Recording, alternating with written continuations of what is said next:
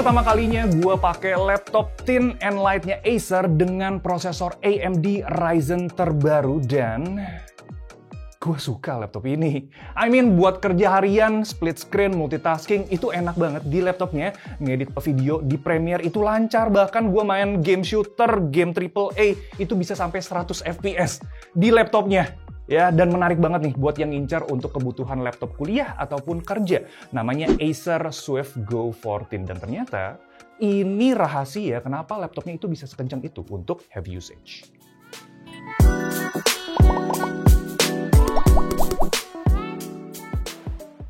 Oke, Acer Swift Go 14 itu pakai prosesor Ryzen 5 7530U dengan RAM 16GB integrated dan storage di 512GB expandable dengan 2 slot M.2. Jadi yang satu udah keisi, yang satu lagi masih kosongan. Ini tuh seri Ryzen yang terbaru dengan fabrikasi 7 nanometer yang punya 6 cores dan 12 thread. Maksimal boost clocknya itu sampai 4,5 GHz dan pakai integrated GPU AMD Radeon Graphics. Nah, chipset ini itu pakai arsitektur Zen 3 ya, itu sama kayak seri Ryzen 5000.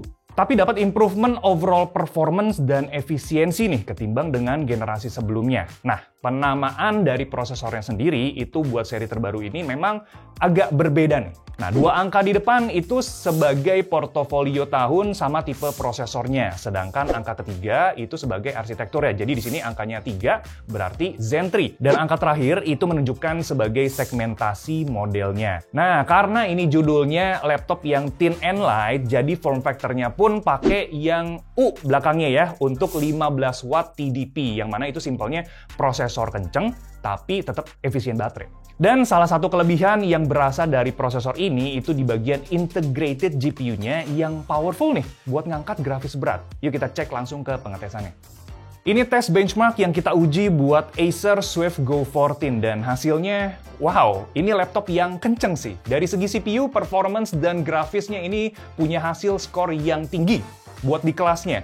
Jadi kalau kita pakai laptopnya buat kerja di apps yang berhubungan dengan visual gitu, kayak editing atau gaming, itu masih bisa ngangkat. Nah, editing itu gua tes untuk foto ukuran gede ya, dan color grading pakai Lightroom itu tetap smooth, tetap lancar. Bahkan editing video di Premiere pakai footage 4K, itu ada multi-layer dan previewnya itu di 1/4, itu playback videonya masih lancar kayak gini nih. Sampai buat 3D rendering kayak pakai 3D Blender itu masih bisa, tapi memang berasa agak berat ya di laptopnya. Wajar. Durasi rendering di 3D Blender pakai template BMW sendiri itu kita dapat di 5 menit 21 detik. Nah, selama kita tes laptopnya, kita juga selingin waktu buat mainin game nih di Acer Swift Go 14. After work hour ya maksudnya ya, nggak pas jam kerja. Iya, jam kerja juga sih sebenarnya. Dan main di laptop ini ternyata asik juga nih ya. Gua main Valorant itu di in-game frame-nya itu sampai ngelebihin refresh rate layar laptopnya sendiri. Itu sampai 150-an FPS sampai ke atas, sampai 200 kalau nggak salah nyampe itu ya. Dan itu pakai settingan grafis low resolusi 1080. Bahkan gua coba main game AAA Forza Horizon itu ternyata masih playable. Di sini kisaran frame rate itu di sekitar 30-an FPS. Ya walaupun kalau ada scene-scene berat gitu ya pas lagi dari langit turun ke bawah itu bisa drop ke 20-an FPS. Tapi itu ya again masih wajar. Apalagi gua main di laptop ini tuh pakai mode on battery ya, alias nggak kehubung sama daya eksternal, nggak sambil dicas gitu ya. Jadi laptop Windows yang kemarin stigma di otak gue itu harus colok casan dulu baru bisa main game atau bisa kerja berat. Nah ini nggak usah. Terpatahkan di sini ya, dan baterainya juga surprisingly awet nih. Gua kerja dari pagi, dari start jam 9 sampai jam 5 sore, itu masih ada sisa baterai dengan penggunaan mix productivity ya. Tadi kerja sambil ada main game juga, nonton YouTube juga, itu masih ada sisanya. Cuman emang kalau udah heavy usage nih, kayak main game tadi tuh ya, dari awal sampai akhir gitu, itu baterainya bakal boros gitu ya, karena dayanya yang dipakai juga gede buat si chipsetnya. Nah, in terms of cooling systemnya sendiri, si laptopnya itu pakai dual fan, dan suhunya pas gua tes di keadaan heavy usage, internal CPU-nya dapat di 70-an derajat Celcius, dan untuk permukaannya itu paling panas di 40 derajat Celcius, itu pas exhaust-nya itu ya ke arah yang monitor. Nah, alasan gue tadi edit warna foto di Lightroom ya, pakai laptopnya, itu karena layar Acer Swift Go 14 punya akurasi warna yang ternyata akurat nih. Panel IPS 14 inch dengan resolusi Full HD itu dapat color gamut di 100% sRGB. Dan DCI-P3-nya sendiri ini dapat di 78%. Itu kita pakai pengetesan menggunakan Spider X Elite. Sedangkan peak brightness-nya itu di 350 nits. Jadi pemakaian indoor ataupun semi-outdoor itu tetap cerah layarnya. Bezel layarnya ini tergolong tipis ya, dan di bagian atasnya layarnya sendiri itu ada webcam yang bagus juga nih. Kualitas gambarnya buat kita kayak meeting atau video call bareng sama teman. Oke guys, ini adalah contoh perekaman video dan suara menggunakan Acer Swift 14 di resolusi 1080. Yes, kita bisa naikin ke 1080 di 30 fps. Dan ini posisinya gue ada di dalam ruangan, jadi cuma pakai lampu dari atas aja. Tapi kualitasnya menurut gue untuk kita video call, meeting itu udah oke banget. Dan suara gue juga terdengar dengan jelas. Dan lebarnya nih, dari framing si kameranya sendiri ini cukup lebar ya. Jadi kita bisa lebih leluasa lah untuk gerak ke kiri dan ke kanan. Tapi gimana menurut kalian soal kualitas suara dan video dari Acer Swift Go 14? Tulisin di kolom komentar.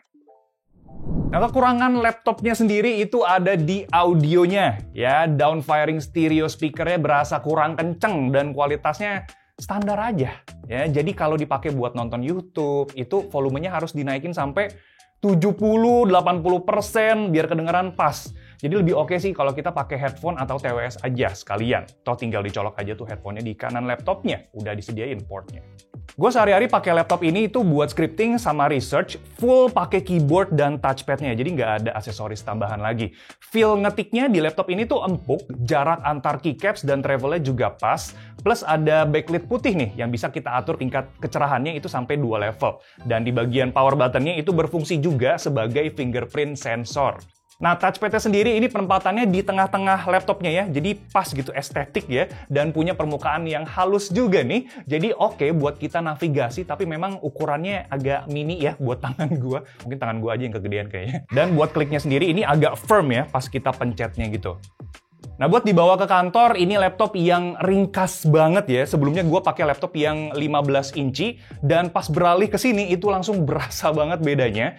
Acer Swift Series itu memang selalu oke ya soal portability. Bodinya itu tipis nih, cuma 1,5 cm, dan bobotnya di 1,2 kg aja. Permukaan bodinya juga gue suka nih ya, feel-nya berasa halus gitu dan pakai finishing matte. Jadi nggak gampang kotor atau kayak nggak gampang kena fingerprint ya. Jadi buat gue yang kerjanya fleksibel, suka pindah-pindah tempat, itu kebantu banget nih dari segi portability si laptopnya. Warnanya sendiri itu ada 2, warna pink dan warna silver. Gue sih sebenarnya ya lebih prefer pasti ke warna silver ya, karena kalau warna pink gini jadi... Gimana ya? Pas gue tanya cewek gue, katanya pinknya lucu ya, kayak keunguan-unguan gitu. Dan soal portnya sendiri itu lengkap ya, ada 2 USB Type-C yang 3.2, HDMI juga ada 1, itu 2.1, dan 2 USB-A di kiri dan di kanan laptopnya. Kensington Lock itu ada di sebelah kanan, dan combo audio jack tadi.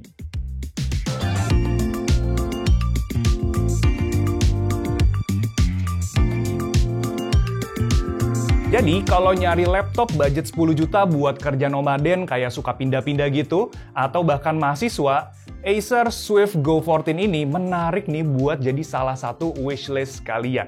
Performance-nya itu bisa jadi highlight banget di sini. Beneran bisa buat kerja berat ataupun gaming, dan baterainya juga bisa kita pakai dari awal masuk kantor sampai pulang itu tetap irit gitu ya, tetap bisa ada sisa baterainya. Seimbang lah antara performance dan efisiensinya. Layarnya juga punya warna yang akurat buat edit-edit warna atau nonton film, tapi memang dari segi audio nih yang standar aja.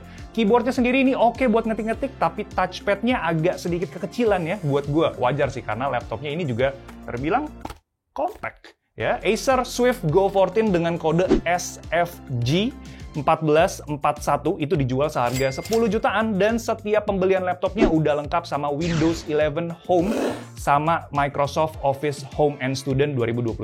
Plus ada garansi atau jaminan after sales-nya. Jadi barang ini terjamin lah seenggaknya sampai 3 tahun ke depan.